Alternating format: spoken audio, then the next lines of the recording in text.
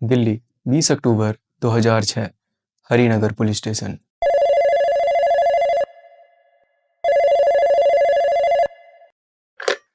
क्या बे, तुम लोग फोन बड़ी देरी से उठाते हो। खैर छोड़ो, मैंने एक डेड बॉडी तिहाड़ जेल के सामने गेट नंबर 3 पर रख दी है। जाके उसके दर्शन कर लो। हेलो हेलो, कौन? और ये सब सुनते ही दिल्ली पुलिस तिहाड़ी गेट नंबर 3 पर पहुंचती है, जहां पुलिस की नज़र एक टोकरी पर पड़ती है। और जैसे उसे खोलकर देखा गया तो उसमें एक डेड बॉडी मिलती है, जिसकी उम्र लगभग 25 से 30 के बीच थी। रंग सांवला था, लेकिन हैरानी की बात यह थी कि उस डेड बॉडी का सर ही गायब था।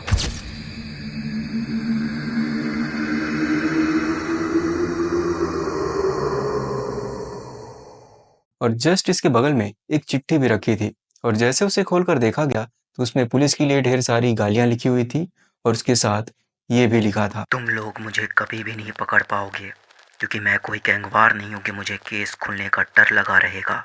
अगर इस मर्डर में तुम मुझे पकड़ सको तो पकड़ के दिखाओ।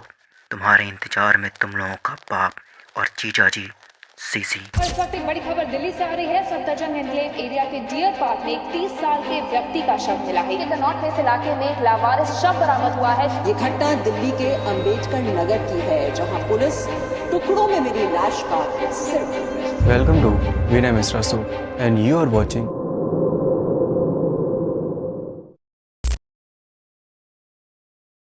लेकिन इस केस को स्टार्ट करने से पहले मैं आप सभी को आगाह कर दूं कि इस केस को वही लोग देखें जिनके अंदर गट्स हो। ये उस समय लोगों को लगा कि नॉर्मल सा केस है, अब इसके बाद कुछ भी नहीं होने वाला, और सारे न्यूज चैनल में भी इसे नॉर्मल तरीके से ही दिखाया गया। लेकिन इसके कुछ ही दिन बाद एक न्यूज़पेपर में छापा गया कि उस डेड बॉडी के बगल में एक चिट्ठी भी मिली थी, जहाँ वो मर्डरिस्ट पुलिस को ये चुनौती देता है, अब मैंने हकीकत में एक मर्डर किया है। अगर तुम्हारे अंदर दम है तो तुम मुझे पकड़ के दिखाओ। सोचिए कि उस हत्यारे के अंदर कितना दम होगा, जिसने डेड बॉडी को तिहाड़ जेल के सामने ही रख दिया और पुलिस को भी खुलेआम चुनौती भी दे डाली। सुबह के 8:45 हरिनगर पुलिस स्टेशन को फिर एक कॉल आता है। क्या किया बे तुमने? कुछ किया तुमने बॉडी के या नहीं? और याद रखो, आगे ये तोहफे आते रहेंगे। 25 अप्रैल 2007 तिहाड़ जेल के सामने एक और डेड बॉडी मिलती है, और इस डेड बॉडी को इतना टाइट बांधा गया था कि वो पुलिस से खुल ही नहीं रही थी। तभी इसी बीच एक बंदा आकर चाकू से उस रस्सी को काटता है, और इस डेड बॉडी को उसी पैटर्न में काटा गया था जिस पैटर्न में पहली डेड बॉडी को काटा गया था। लेकिन इस डेड बॉडी के हाथ, पांव और प्राइवेट पार्ट भी काटे गए थे। तभी इसी बीच एक फोन आता है कि इसके कुछ पार्ट 30 हजारी कोर्ट में फेंके गए हैं। और जितने भी लोग इस केस को नॉर्मल समझ रहे थे, अब उन सभी की आंखें खुल चुकी थी, क्योंकि ये दूसरी डेड बॉडी थी जिसका सिर गायब था।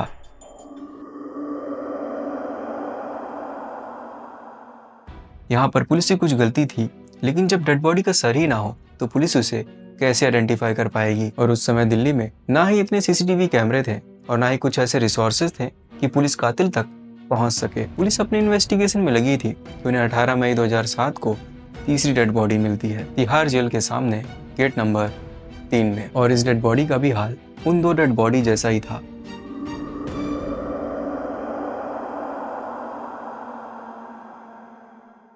आखिर कौन था वो शख्स जिसने पुलिस के भी रोंगटे खड़े कर दिए थे? लेकिन पुलिस को ये केस सॉल्व करना ही था, क्योंकि उसने साफ साफ पुलिस को ही चुनौती दी थी। जहां पर पुलिस के थ्रू एक टीम बनाई जाती है, जिसमें सुरेंद्र सिंह, नरेंद्र पहलवान, दिलीप कौशिक, वीरेंद्र त्यागी, रोहतास जी, ये पुलिस के थ्रू एक ग्रुप बनाया जाता है ताकि उस कातिल तक पहुंचा जा सके। जहां पुलिस को यह पता चलता है कि 1998 में सिमिलर ऐसा ही कुछ केस हुआ था, और उस डेड बॉडी को उसी पैटर्न में चॉप किया गया था। हालांकि उस शख्स को अरेस्ट तो कर लिया गया था, लेकिन प्रॉपर प्रूफ ना होने की वजह से 2002 में उसे रिलीज कर दिया था। तभी पुलिस का एक इन्फॉर्मेंट कहता है कि ऐसी शक्ल के शख्स को आजादपुर मंडी में एक डॉक्टर से मिलते हुए देखा है। और जब पुलिस उस डॉक्टर से पूछताछ करती है तो वो डॉक्टर कहता है कि यही वो शख्स है जिसकी 5 बेटियां हैं और इसका नाम चंद्रकांत झा है। और आज से करीबन 1 साल पहले इसने मेरे साले को मारने का प्रयास किया था, लेकिन ठीक समय पर मैं पहुंच जाता हूं जिससे उसकी जान बच जाती है। पुलिस का तुक्का तुक्का ही सही, लेकिन एकदम सटीक बैठा था। एंड फाइनली वो अरेस्ट कर लिया जाता है। ये है सीरियल किलर चंद्रकांत झा। 2006 और 2007 में तिहाड़ जेल के आसपास एक के बाद एक सरकटी लाशों के मिलने से खौफ फैल गया था। कातिल लगातार पुलिस वालों को फोन पर धमकी भी दे रहा था।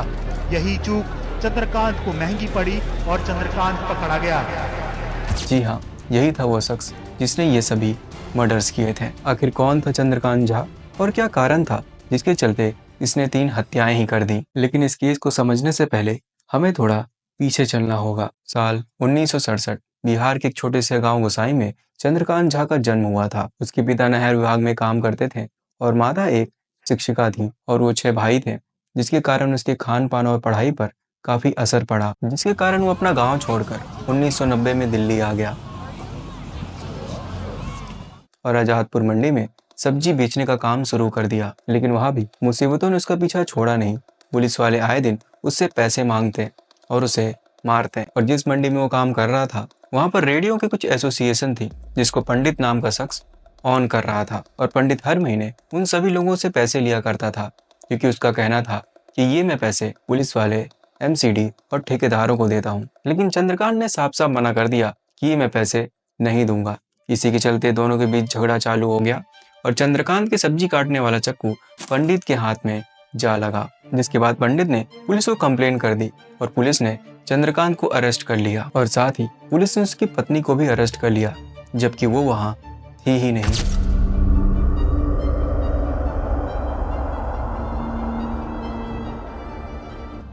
लेकिन चंद्रकांत ने मन में ये ठान लिया था कि जब वो जेल से बाहर आएगा तब वो पंडित का कत्ल कर देगा। और ठीक ऐसा ही हुआ।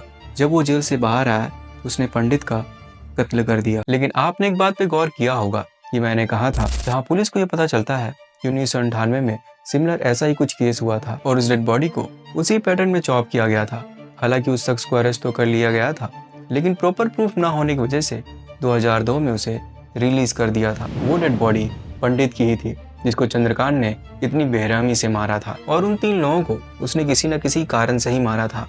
रीजन यही रहता कि वो उसका पैसा खा जाते हैं, उससे झूठ बोलते हैं या फिर उसकी लड़की को बाहर ले जाते हैं। वो उन लोगों को अपने घर बुलाता और रस्सी से कसकर बांध देता और गला घोटकर उनकी जान ले लेता और धारदार चाकू से उनके शरीर के टुकड़े करके तिहाड़ जेल के सामने रख देता। मैं मीडिया से ये पूछना चाहता हूँ कि आप लोग गलत खबर क्यों छापते हैं?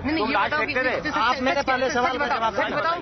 मैं तो सच ही बता रहा हूँ शुरू से। सच क्या है? पहले आप ये बताओ, हमारे सवाल का जवाब दो कि आप लोग कहाँ से पकड़ाए हो, ये आपको मालूम है या मुझे मालूम है? हमने चारों कत्ल क्यों किए थे?